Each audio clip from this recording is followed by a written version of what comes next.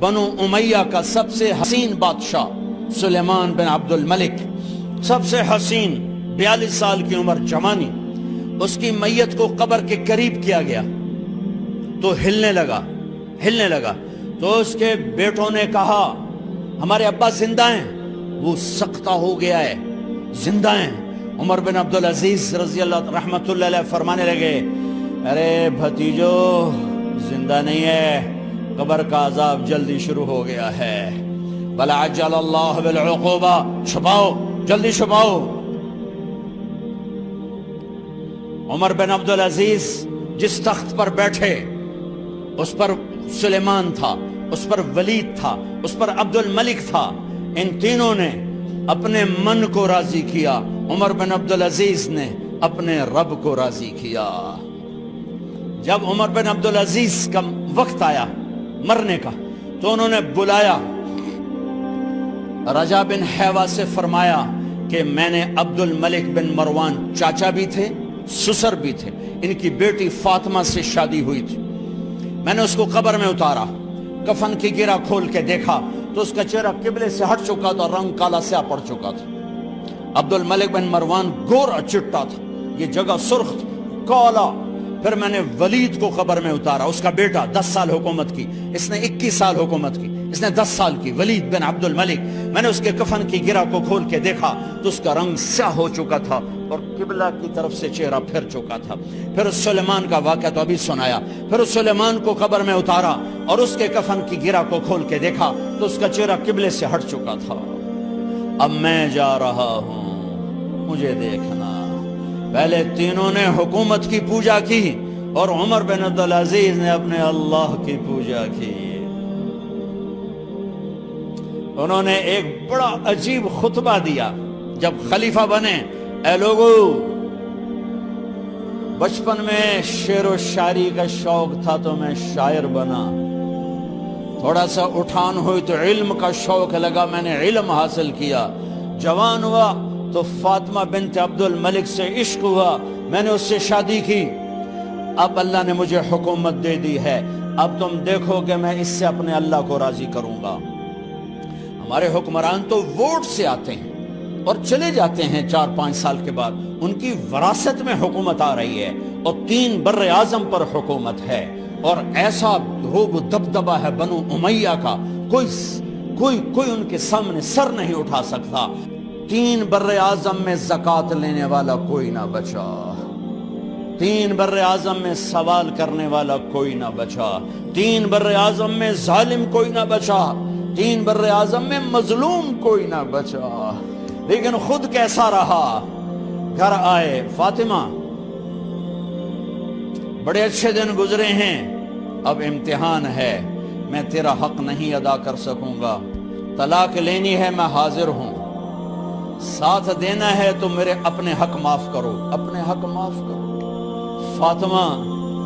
فاطمہ جیسی عورت انسانی تاریخ میں کوئی نہیں آئی، سیاسی لحاظ سے، سیاسی۔ دادا مروان بادشاہ، باپ عبد الملک بادشاہ، بھائی ولید بادشاہ، دوسرا بھائی سلیمان بادشاہ، تیسرا بھائی ہشام بادشاہ، چوتھا بھائی بادشاہ اور اپنا خامن بادشاہ، 7 نسبتوں سے یہ عورت شہزادی ہے۔ کائنات انسانی تاریخ میں اتنی بڑی عورت کوئی نہیں آئی، سیاسی۔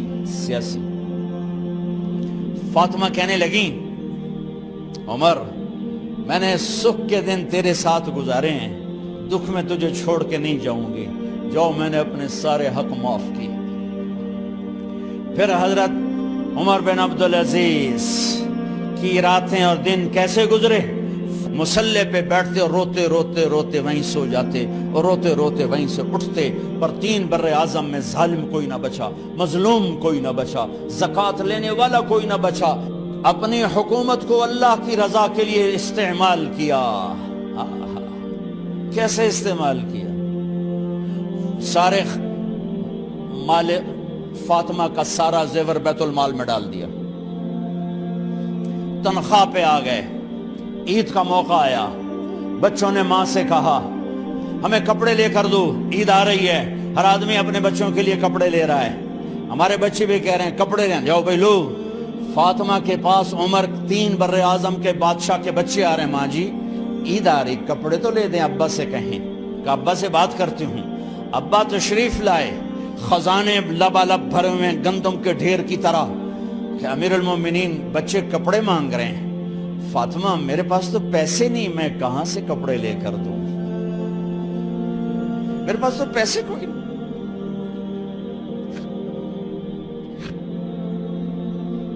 حضرت فاطمہ نے کہا پھر بچوں کا کیا کروں؟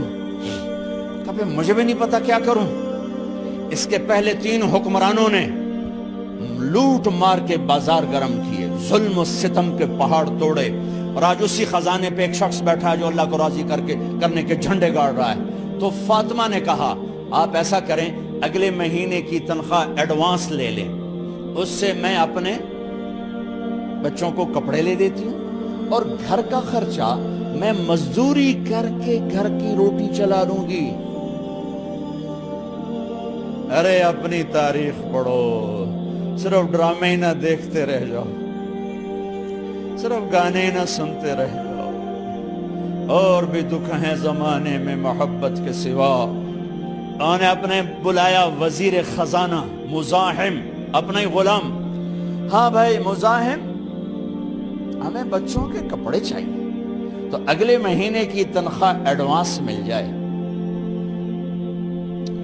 وہ کہنے لگے امیر المومنین آپ مجھے لکھ کر دے دیں کہ آپ 1 مہینہ زندہ رہیں گے، میں آپ کو تنخواہ دے دیتا ہوں۔ عمر بن عبدالعزیز سر جھکایا، اٹھے، گھر گئے، فاطمہ میرے بچوں سے کہہ دو کہ تمہارا باپ کپڑے لے کے نہیں دے سکتا۔ اپنی تاریخ تو دیکھو، عید کا دن آ گیا، خلیفہ وقت عید کی نماز پڑھاتے تھے، نمازیں بھی خلیفہ وقت پڑھاتے تھے۔ بنو امیہ کا خاندان ملنے کے لیے آ رہا ہے، سارے سرداروں کے بیٹے اعلیٰ پوشاک، اعلیٰ لباس ملنے آ رہے ہیں۔ تھوڑے دیر بعد دیکھا تو بچے بھی ملنے آ رہے ہیں، امیر المومنین کی حیثیت سے بچے باپ کو ملنے آ رہے ہیں، اور ان کے جسموں پر پرانا لباس ہے۔ حضرت عمر انہیں دیکھ کر ادھر اپنے سرداروں کے بچے دیکھے تو زرق برق پوشاکیں، اپنے بچوں کو دیکھا۔ ارے اس باپ سے پوچھو جو سب کچھ کر سکتا ہو اور پھر مٹھی بند کر لے کہ نہیں میں نے حرام کی طرف نہیں جانا۔ بچوں کو دیکھا تو آنکھیں ڈب ڈبا گئیں، آنکھوں میں آنسو آ گئے۔ فرمایا میرے بچوں آج تمہیں اپنے باپ سے گلہ تو ہوگا کہ آج ہمارے باپ نے کپڑے ہی نہ لے کے دیے۔ ان کے ایک بیٹے ہیں عبد الملک، ان سے بھی 4 ہاتھ آگے تھے، ان سے پہلے ہی فوت ہو گئے تھے۔ کہنے لگے ابا جان آپ کو مبارک ہو، آج ہمارا سر بلند ہے، ہم شرمندہ نہیں ہیں، آپ کو مبارک ہو، آپ نے قومی خزانے میں بددیانتی نہیں کی ہے، ہم شرمندہ نہیں ہیں، انسانوں کو کپڑوں پہ نہیں تولا جاتا۔ آج کا میرا دیس کا مالدار اتنا فقیر ہو گیا ہے، اتنا چھوٹا ہو گیا ہے کہ وہ اپنا تعارف کروانے کے لیے 50 لاکھ کی گھڑی لیتا ہے، 6 لاکھ کا جوتا لیتا ہے۔ آج کی بیگم اتنی چھوٹی ہو گئی ہے کہ اپنے قد کو بڑا کرنے کے لیے وہ 10 لاکھ کا ہینڈ بیگ لیتی ہے کہ دیکھو میرا بیگ 10 لاکھ کا ہے۔ ارے میری بہن تو 10 ٹکے کی بھی نہیں رہی اگر تو نے بیگ سے اپنے آپ کو بڑا بنایا۔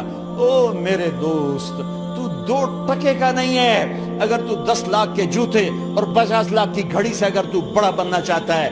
ارے اس دھوکے سے نکلو۔ برینڈڈ کہاں جا رہے ہو؟ جب تم اپنی ذات میں بے قیمت ہو تو رب ذوالجلال کی قسم تمہاری گھڑیاں، تمہارے بیگ، تمہاری گاڑیاں، تمہارے بنگلے تمہاری عزت کو بڑھا نہیں سکتے۔ ابا جان آج ہم خوشی سے بلند ہیں کہ ہمارے باپ نے بددیانتی نہیں کی۔ گھر میں تشریف لائے، کہنے لگے فاطمہ کچھ پیسے ہیں، میرا انگور کھانے کو جی چاہ رہا۔ بس فاطمہ رونے لگی، فرمایا امیر المومنین خزانہ تو بھرا پڑا ہے، 1 درم کا بھی تیرا حق نہیں ہے کہ تو 1 درم لے کے انگور خرید لے۔ تو تڑپ اٹھے، فاطمہ میں جہنم نہیں برداشت کر سکتا۔ وہ میرے بھائیو جو دن رات سود میں پھنس چکے ہو، جو دن رات جوے شراب میں پھنس چکے ہو، کیسے اللہ کے سامنے سرخرو ہو کر کھڑے ہو گے؟ ایک رات گھر میں تشریف لائے، بچیاں بیٹیاں، منہ پہ ہاتھ، کپڑا رکھا، دوپٹہ رکھا منہ پہ، اور بات کریں۔ آپ نے پوچھا ارے کیا ہوا تمہیں، یہ منہ پہ کپڑا کیوں رکھتی ہو؟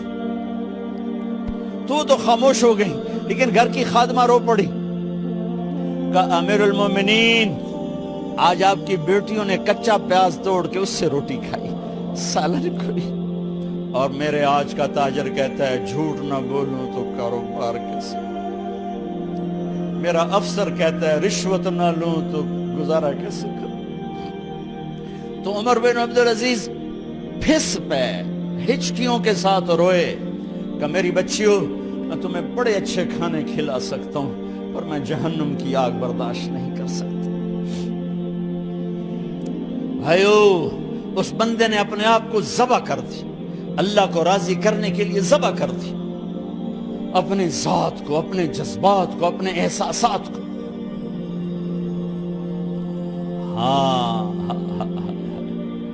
اب اللہ نے صلہ کیا دیا، جب انتقال ہوا ہونے لگا تو بلایا رجا کو، جو میں بات پہلے چھوڑ کے ادھر ان کی تھوڑی سیرت بتائی کہ رجا اب میں مرنے لگا ہوں۔